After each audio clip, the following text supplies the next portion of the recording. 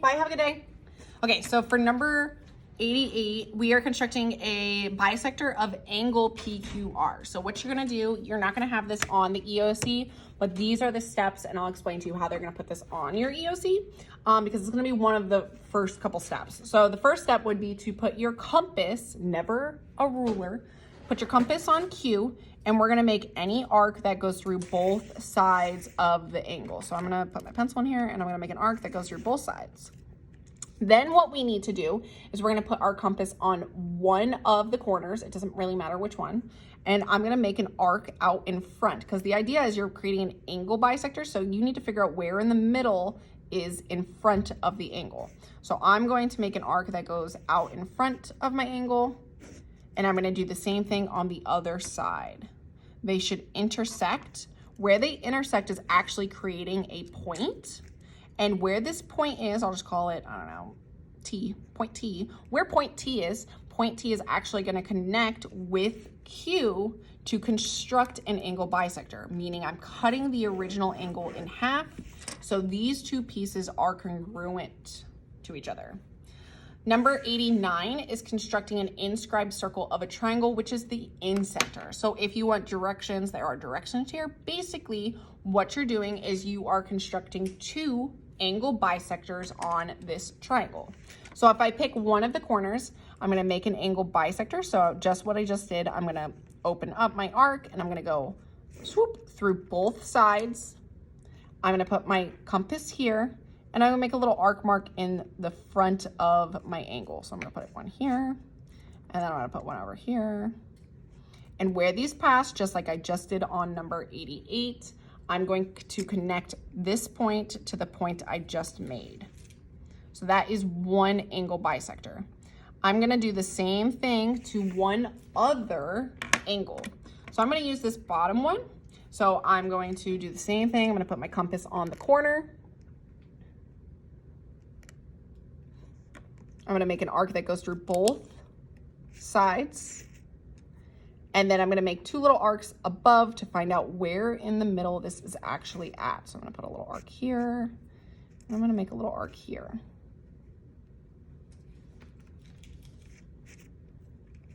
Where this point in pink and the corner meet is how I'm gonna draw my angle bisector. So the in-center is found by using angle bisectors, specifically using to find the middle of this. So if I make a point here, let me use blue, so I use a different color. So this point where they intersect is called the in-center. So this is my in-center. Now to actually make the circle of the in-center, I'm going to take my compass and I'm gonna put my compass right on the in-center, and I'm gonna close the slider to be perpendicular with the base of the triangle. So you can see right through my little hole, you should see that little line to the bottom of the triangle. And then I can make a circle by going all the way around my triangle.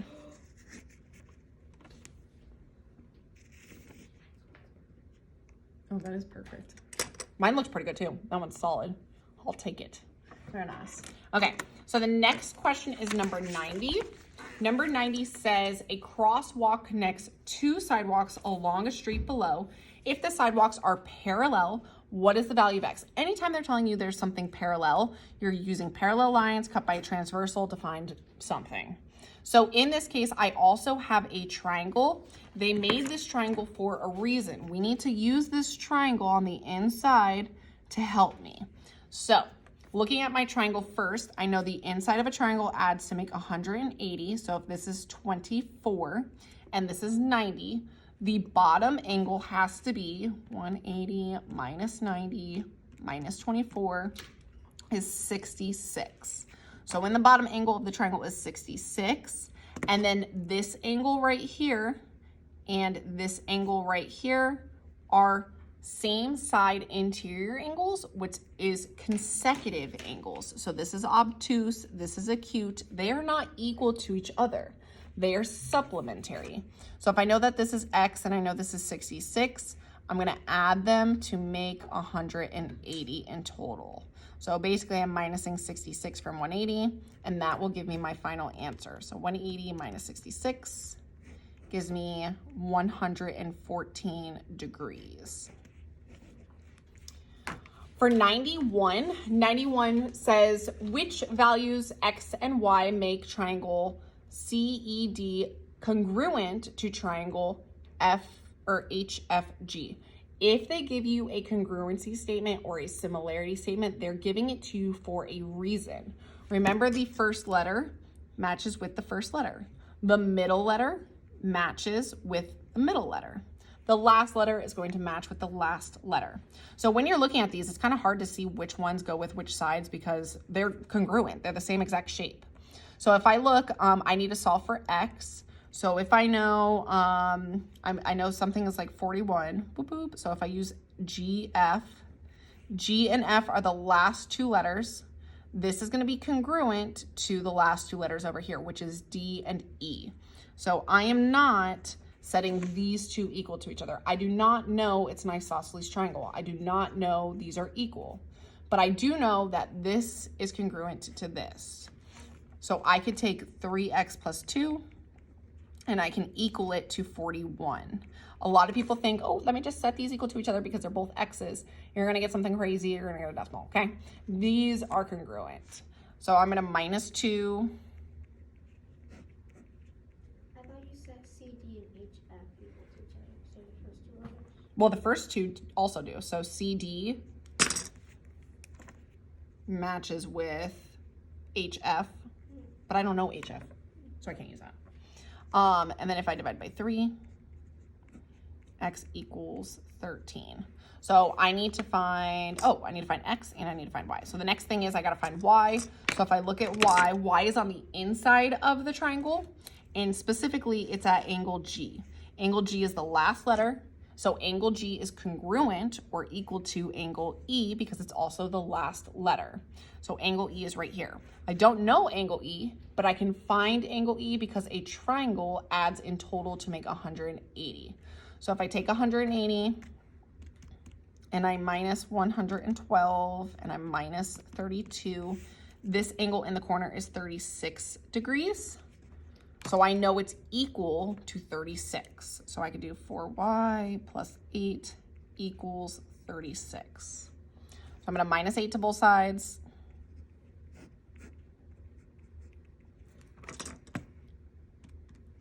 Which is 28.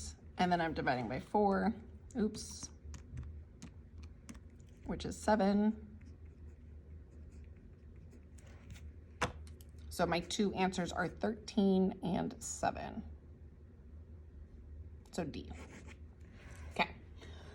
The next question is 92. 92 says, using the information given on the diagram, which congruence postulate or theorem can be used to prove triangle PSR is congruent to triangle RQP? So I need something that's congruent. So because this tells me these little arrows mean that they are parallel.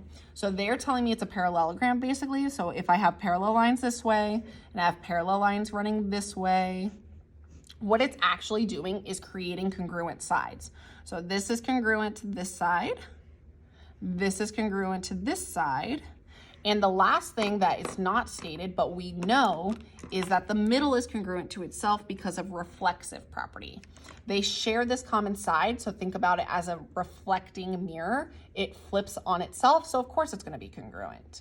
There are no angles involved at all whatsoever. I don't know any of the angle measures, so I can't use anything that has an angle. Nothing with angles. So the only option is side, side, side, because I know all the side lengths are congruent. 93 says, what additional piece of information would you use to prove triangle LMK is congruent to NMK by side, angle, side? So this one's a little tricky because they're telling me I need an angle in the middle between my sides. I already have this is congruent to this, and there is another side that is also congruent. I know because of reflexive property, I can put this right in the middle. So using a pencil, I will test out each theory. So it says M is the midpoint of LN. This is a line. If this is in the middle, that means that these pieces are congruent to each other. That would tell me that they're congruent, but not by side, angle, side. This would use side, side, side. So that is not my option because I don't need a third side. I need an angle. So this is an angle. So if I test it, I have LMK, LMK. So this angle is congruent to NMK, NMK. So this angle. This is not side, angle, side because this would be angle, side, side. I can't have a gap. I can't have a gap. I don't know this side's congruent. I don't know this angle. So this is ASS, which I cannot cuss forwards or backwards. So B is out. So I'm going to erase this. I'm going to try the next one. The next one says MLK. MLK is congruent to MNK. This would also be ASS because I can't go this way. I have a gap, so I have to go this way. Angle, side, side. I cannot use ass because I can't cuss forward or backward. It doesn't matter. So I'm going to erase that. And then the last one says MK bisects NM or LKN. LKN. So if it bisects it, it's splitting the angle into halves, meaning they are congruent. This is side, angle, side because the angle is right in the middle between the sides. So this would make that correct statement that I need, that I'm looking for. The last question in your packet is if triangle VWZ is similar to triangle XWY, find the length of XY. So if it's similar, that means I can do one of two things. I can find a scale factor and use the scale factor to multiply and find the missing length, or I can do big triangle over small triangle, which is setting up a proportion. So remember, your letters match for a reason. So if I pick something on the big triangle, it doesn't matter what. Most people are using 45. 45 matches with a piece on the smaller triangle.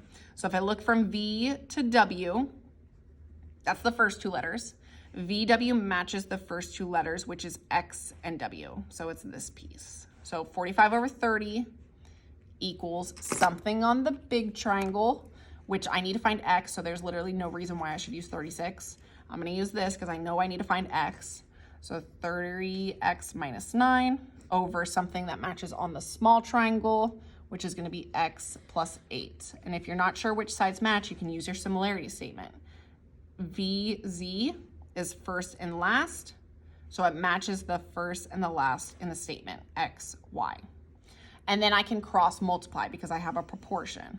So I could do 45 multiplied by X plus 8 equals 30 multiplied by 3X minus 9. So to get rid of my parentheses, I'm going to distribute. So 45 times X is 45X. 45 times 8 is 360. 30 times 3X is 90X. 30 times 9 is 270. I can either minus 360 to both sides or add 270. So I'm going to add 270. So I have 45X plus 630 equals 90X. And then I can minus 45X to both sides. 5X minus 45X. So I have 630 equals 45. And then I can divide by 45.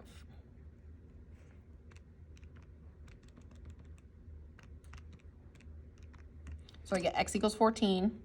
And then I have to plug it back in because I need to find YX. So be careful because they're going to put options where the answer is that, but you need to plug it back in. So YX is X plus 8. X is 14, so I'm doing 14 plus 8, which is 22, which is D. You're going to do amazing tomorrow. Try your best. Good luck. Maybe get a good night's sleep. Eat some breakfast. Drink an espresso like I do.